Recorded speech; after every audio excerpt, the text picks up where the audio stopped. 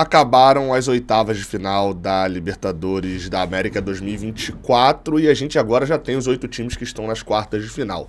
E olha, pela primeira vez algumas coisas estão acontecendo. 3 times da mesma cidade, aí você tem que tirar Buenos Aires da conta, mas pela primeira vez times da mesma cidade chegam às quartas de final.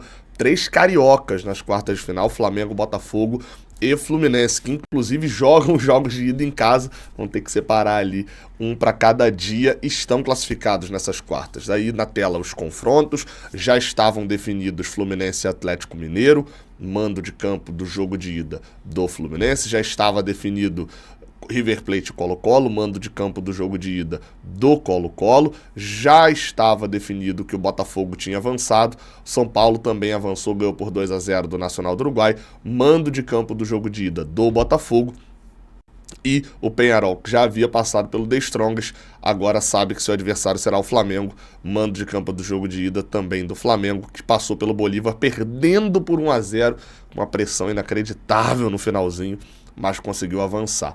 Essas são as quartas de final e daí saem os confrontos das semifinais. Bem, minha torcida é obviamente para que seja Fluminense e Colo-Colo, São Paulo e Peñarol. Eu estaria feliz com essa daí. Mas, infelizmente, eu acho que a gente vai ter 3 cariocas na semifinal. Infelizmente, mais ou menos, né? Porque eu acho que todo mundo aqui assinaria ter 3 cariocas na semifinal nesse exato momento. Mas meu palpite seria Fluminense e River, Botafogo e Flamengo. Imagina a loucura se o Fluminense passa e a gente tem um Fla-Flu, ou até mesmo o Fluminense e Botafogo na final da Libertadores com a gente em Buenos Aires, tendo eliminado o River Plate e sendo o atual campeão em cima do Boca Juniors, hein? Ai, meu amigo, é sonhar demais, é sonhar lá pra frente. Vamos falar um pouquinho de agora. Roda a vinheta do Giro de Notícias.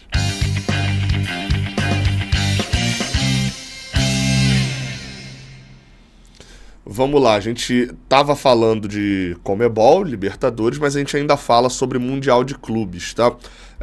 Mais um time se classificou para o Mundial de Clubes, né? O Super Mundial, a Copa do Mundo de Clubes, chame ali como você quiser.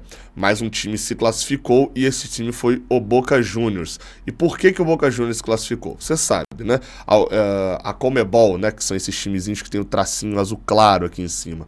Ela tem direito a 6 vagas para o Mundial de Clubes, ela deu 4 para os campeões, né, no ciclo de 4 anos, e 2 ela criou um ranking baseado em vitórias dentro da Libertadores, né, pontuações, à medida que você avança de fases, que você ganha jogos, etc., você pontua. Pois bem, o River Plate já estava classificado, ninguém alcançava ele por esse ranking, e nesta quinta-feira, com a eliminação do Nacional do Uruguai, também ninguém mais alcança o Boca Juniors dentro desse ranking, ok? O Nacional precisava de uma vitória e não conseguiu vencer o Libertad e nem o São Paulo na ida e na volta, por isso ficou de fora. Esse ranking, obviamente, tiveram times brasileiros que pontuaram mais do que River Plate e Boca Juniors, mas não pode ir mais do que 2 brasileiros, a não ser que seja como campeão. Então, por isso, no ranking não tem brasileiros. Falta 2 vagas para o Mundial, né? Uma do representante do país sede, que é dos Estados Unidos, que a FIFA ainda não decidiu como ela vai fazer para botar o Messi nessa competição, e a outra, que é para o atual campeão da Libertadores, para o campeão desse ano. Se por acaso Fluminense, Flamengo, Palmeiras, River Plate forem, aliás, Palmeiras já foi eliminado, né? Fluminense, Flamengo ou River Plate forem campeões dessa edição da Libertadores, o Olímpia entra como um segundo time do ranking, né? Porque, enfim, se o mesmo time for campeão, abre mais uma vaga do ranking, o Olímpia seria o time que estaria ali atrás, porque o Nacional não conseguiu pontos suficientes também para passar o Olímpia, né? Pra vocês entenderem. Então é isso, vai ter River e Boca. Acho que isso pro Mundial é bom, um Mundial que tá mal das pernas nas suas tentativas ali da FIFA de conseguir grana, né, para competição, tanto em patrocínio. Tem um vídeo exclusivo aqui no canal só sobre isso, um vídeo com muita pesquisa. Vamos ver, pelo menos com River e Boca, dar uma melhoradinha no cenário aqui da América do Sul, com o Brasil e com a Argentina. E sempre lembrando, né, Olímpia, que é o time do presidente da Conmebol. O que, de certa maneira, é bom pra gente, né, mas porque eles vão mover os pauzinhos para que Fluminense, Flamengo ou River seja campeão. Mas convenhamos também de que o River joga na Argentina, a gente sabe como é que funcionam as coisas na Conmebol, né? Vamos falar de negociações. Bem, primeira notícia que a gente traz aqui é do retorno de João Neto. Segundo uma publicação do jornalista Vene Casagrande, o Fluminense solicitou ao CRB o retorno do atacante João Neto. Segundo diz aqui a publicação do jornalista, o acordo entre o Fluminense e o CRB permitia que o Fluminense pedisse de volta a qualquer momento o jogador, desde que tivesse como inscrevê-lo aqui de volta, e o Fluminense pode, já que o CRB está jogando a Série B do Brasileirão e a janela está aberta, então não tem limite de jogos ali no Campeonato Brasileiro. Bem, esse retorno do João Neto acontece segundo, aí a gente vem para as divergências de informações entre a matéria do GE. Globo e a matéria do Vene Casagrande, que foi quem deu a notícia inicialmente. Segundo o Vene Casagrande, a solicitação foi feita porque Germancano está lesionado e não vem jogando, e o John Kennedy pode ser vendido pelo Fluminense ainda nessa janela. Pause aqui. Germancano de fato não vem atuando, é um problema físico que ele tem mesmo no Fluminense, segundo o Mano Menezes falou recentemente, um problema crônico. Já no caso do John Kennedy, a gente chegou a ter ali algumas notícias, inclusive eu trouxe essa notícia aqui falando sobre a questão do John Kennedy, do jogador ter recebido uma proposta na época, até falei também sobre o Wallace, né, que de fato foi lá para a Arábia, né, para o mundo árabe, famoso mundo árabe. O Wallace foi para lá e o John Kennedy que tinha recebido uma proposta do time do México, do Toluca. Bem, era ali uns contatos e tal, mas que acabaram não avançando, tá? Primeiro o John Kennedy havia recusado, na segunda o John Kennedy queria ir, né, no início ali do Mano Menezes, mas acabou que o Toluca não avançou tanto na proposta pelo John Kennedy. Então não sei que saída seria essa do John Kennedy. Na matéria do GE. Globo tem um outro detalhe importante, uma matéria da Bárbara Mendonça e do Gustavo Garcia, de que o João Neto volta, amplia as opções de Mano Menezes no ataque, se reapresenta no CT Carlos Castilho na próxima segunda-feira, e que, segundo diz a matéria, o João Neto chegou a receber sondagem do Porto, tá? Que estaria disposto a fazer uma proposta ainda nesta janela de empréstimo com opção de compra. Ou seja, imagina, se não diz isso na matéria, mas é para a gente imaginar que seria algo semelhante ao que foi com o Luan Brito. Só que com o Luan Brito fazia sentido. Era um atacante que nunca teve um destaque muito grande na base e que agora, por exemplo, foi para o Defensor do Uruguai sem qualquer expectativa dos torcedores uruguaios. Já o João Neto não. O João Neto era o que estava acima do Luan Brito. Teve esse empréstimo para o CRB, que eu acho que fez bem demais a ele, por mais que o João Neto não tenha sido titular. A galera lembra muito dos 2 gols contra o Fortaleza, que ele chega e o jogo vai para os pênaltis na final da Copa do Nordeste e tal, mas aqueles foram os 2 últimos gols, inclusive dele pelo CRB. Ele, no Campeonato Brasileiro da Série B, ele entrou em vários jogos, mas ele é reserva do Anselmo Ramon, que é o artilheiro da Série B. Então ele tem dificuldades ali para poder atuar muito também, mas atuou, ganhou minutos, ganhou experiência, ganhou cancha, né? Enfim, o CRB é um time grande dentro de Maceió, então você tem pressão de torcida também. E traz isso de volta. Para mim, tá? Minha análise, para a gente passar para outra notícia. O que o Fluminense quer é ter uma opção para o ataque. O Fluminense tentou, o Emiliano Gomes não veio e não conseguiu contratar ninguém que tem esse perfil de ser um ponta que também joga de centroavante, um ponta com força física e poder de finalização, mas que seja também, se for olhar ele como centroavante, também saiba sair da área para poder criar jogada, e o João Neto é tudo isso. Vai dar certo? Não sei, né? O João Neto agora ele vai ser testado num nível mais alto de profissional. Acho que é o olhar já do Mano Menezes de que ele precisa ter essa opção, porque ele só tem o Cauã Elias, um moleque bem jovem, de 18 anos, que não aguenta jogar 90 minutos direito, e o John Kennedy, um jogador que, apesar de ter feito uma partida ok no jogo contra o Grêmio na terça-feira, que dentro da temporada e dentro da carreira como um todo não inspira qualquer confiança na comissão técnica, e na torcida inspira, mas muito mais pelaquela irracionalidade dos gols da Libertadores do ano passado. Não é um atacante que a gente olha esse ano e fala, dá para confiar nele. Lelê tá lesionado, Cano também, então o João Neto volta para poder compor, e claro, ser o atacante reserva do Fluminense é mais interessante, ou até mesmo terceiro reserva, é mais interessante que o reserva do CRB. Vamos ver como é que vai ser. Vamos lá, cara, a gente fala aqui agora também, neste vídeo, sobre André, tá? André, volante do Fluminense, que segundo a jornalista Aline Nastari, tem 2 negociações, dá para chamar assim.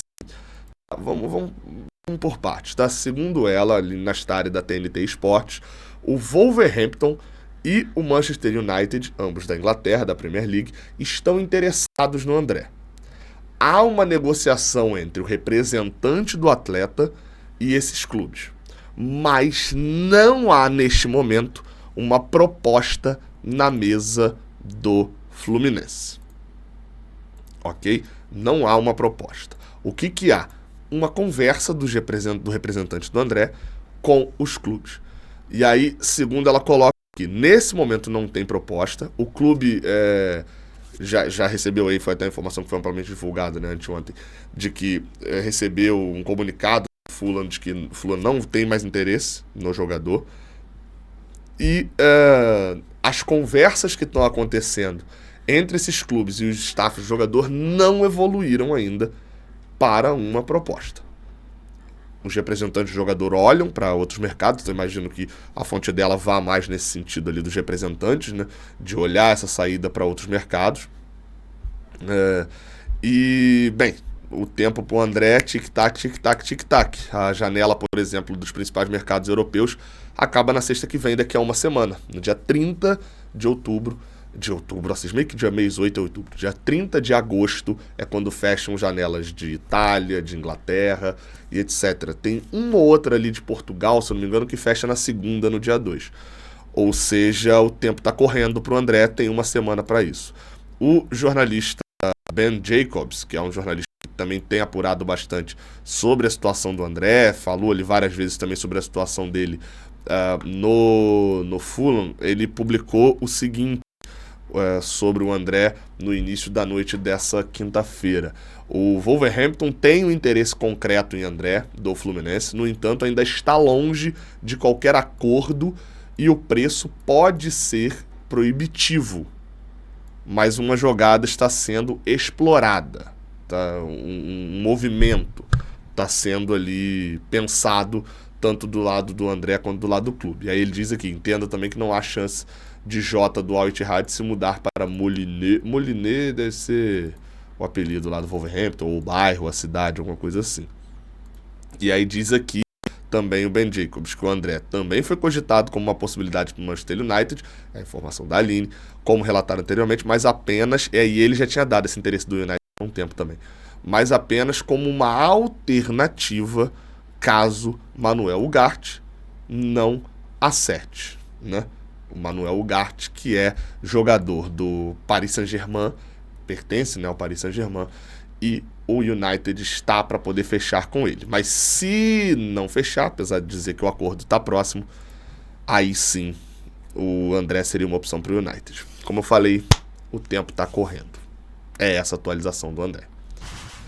Vamos para a última matéria aqui desse vídeo, onde a gente fala sobre Gabriel Fuentes. Novidades com informação exclusiva aqui do Raiz Tricolor. A negociação entre Gabriel Fuentes, lateral esquerdo do Júnior de Barranquilha, e o Fluminense está paralisada.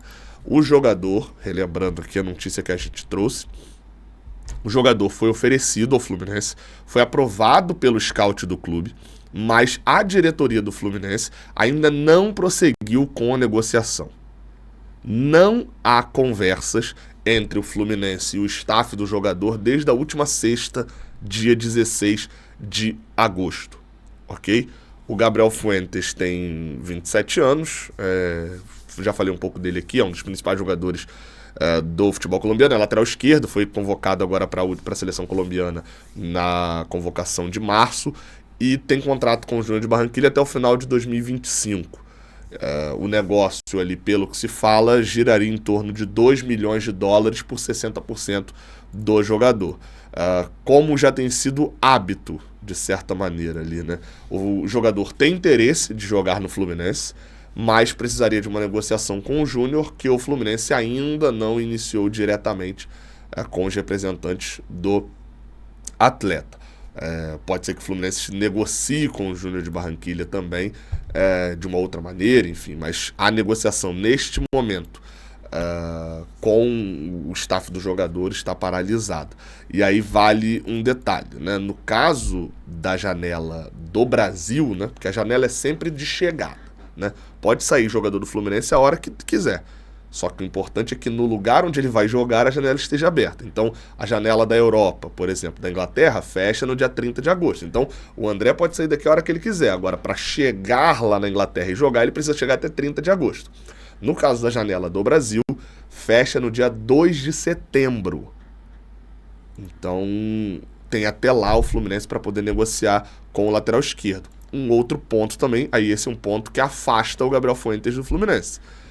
Pelo regulamento da Libertadores, o jogador não poderá, ou não poderia, né, caso fechasse com o Fluminense, mais atuar pelo Fluminense nesta Libertadores. O regulamento só permite que um jogador atue por um time e depois jogue pelo outro se forem fases diferentes. E para a Conmebol existem só 3 fases na Libertadores. A fase prévia, né, a pré-Libertadores, a fase de grupos e a fase de mata-mata, a fase final. Então, se um jogador jogou a fase de grupos num time, como o Kevin Serna, ele pode atuar pelo Fluminense na fase final. Mas se um jogador atuou pela fase final num outro time, como é o caso do Gabriel Fuentes e inclusive também o do Dias, lateral do River Plate, que também houve um burburinho do Fluminense estar querendo ele para a lateral esquerda, os dois já atuaram pelas oitavas de final pelos seus clubes. Então, o Fluminense não poderia contar com eles nas quartas de final, nem na semifinal e nem na final, porque é a mesma fase, a fase final, a fase de mata-mata da Libertadores. Então isso dá uma afastada também, porque o Fluminense contrataria um lateral esquerdo para não poder utilizar na principal competição. É o que eu falei no vídeo, né, anterior. Marcelo precisa reaparecer, né? Precisa acabar essas dores na perna, essa transição e voltar a jogar, porque o Diogo Barbosa tem uma lesão complicada, né? Teve que fazer cirurgia, uma artroscopia, só volta lá para outubro para frente. E a gente tem um outro, um moleque de 18 anos e um lateral direito que era reserva e que jogou pela esquerda e que mandou muito bem. Acho que não dá para confiar para a sequência da temporada. É esse o cenário da lateral esquerda do Fluminense. Deixa o like aqui embaixo se você gostou desse vídeo. Se inscreve aqui no Raiz Tricolor. Sempre esqueço de falar no início, cara, pra galera se inscrever. Confere aqui embaixo se você é inscrito. Tamo junto.